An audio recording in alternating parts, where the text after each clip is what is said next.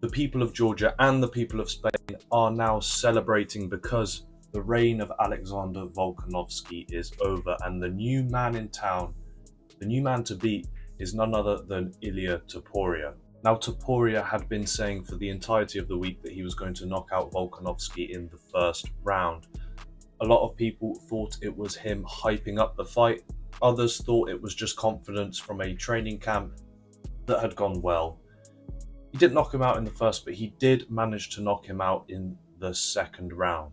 Now, in the first round, Volkanovski was extremely heavy on the kicks, and it was working. He was landing leg kicks with his lead leg the entirety of the first round. Now, as a Spanish man, I am a fan of Topuria, and I was getting worried because the leg kicks were landing, right?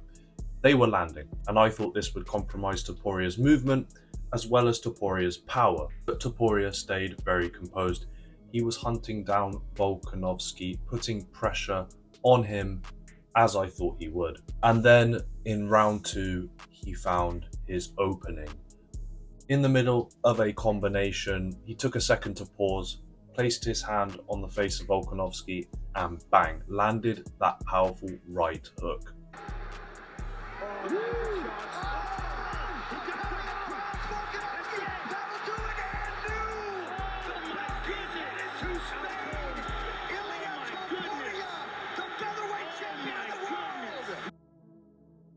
And genuinely, that shot that put out Volkanovski was terrifying. It was so powerful. What makes it even scarier for me is the fact that we only really saw Topuria use his boxing / kickboxing. He only used his kickboxing, and we know he's a master of many other facets of mixed martial arts. If he is this dangerous just using his kickboxing, imagine how dangerous he would be combining all these different aspects of MMA that he is good at. So with regards to the finish, I'll go over it for you guys.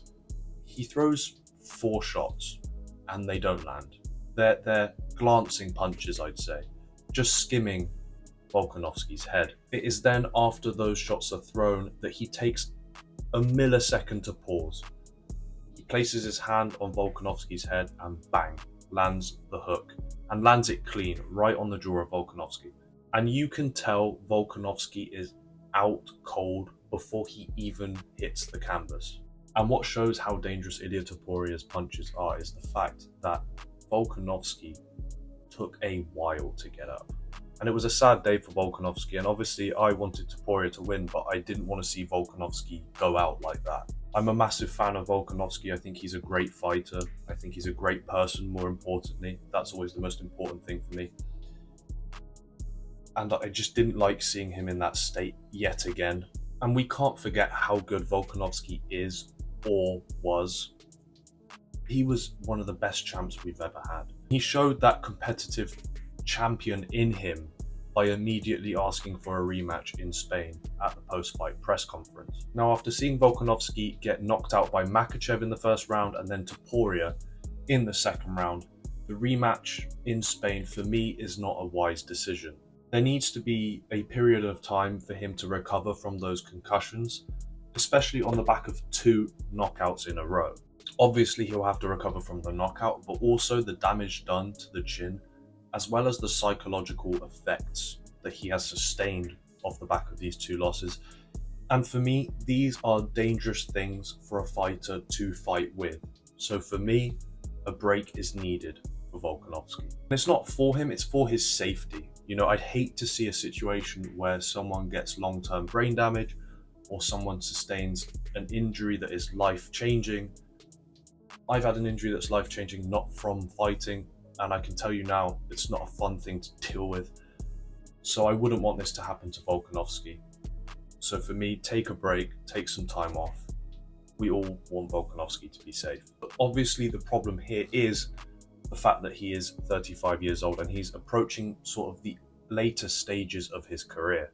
And this means he doesn't have all the time in the world to wait. So it's more of a complicated issue than meets the eye, in my opinion. And if he does decide to retire, what a fucking career that guy has had. He's a great fighter, he's a great guy, and he deserves everything he has achieved, if not more, in his career. But again, I'm acting like he's retired already. Maybe he will, maybe he won't, but that's a decision for him, his family, and his team to make. But back to Topuria, he's shown us just how big of a star he is and how much of a bright future he has. And for me, I would love to see him fight Max Holloway. There's an issue here though. Unfortunately, he's booked against Justin Gaethje for UFC 300. So the problem we have here, of course, is if Max Holloway loses, should he be the next guy to fight Ilia Topuria? I swear to God, in the UFC, when there is a change in champion, there are just more and more questions that get asked. Nothing really gets answered, so I'm not going to even try and answer that question for you guys. All I am saying is keep an eye on the featherweight division. It's going to be super interesting. It's full of good fighters, and I'm looking forward to seeing what Volkanovski and Ilia Topuria do next in their careers. They are both absolute warriors and amazing fighters. Thank you guys for watching. What did you think of the fight? Let me know in the comments below.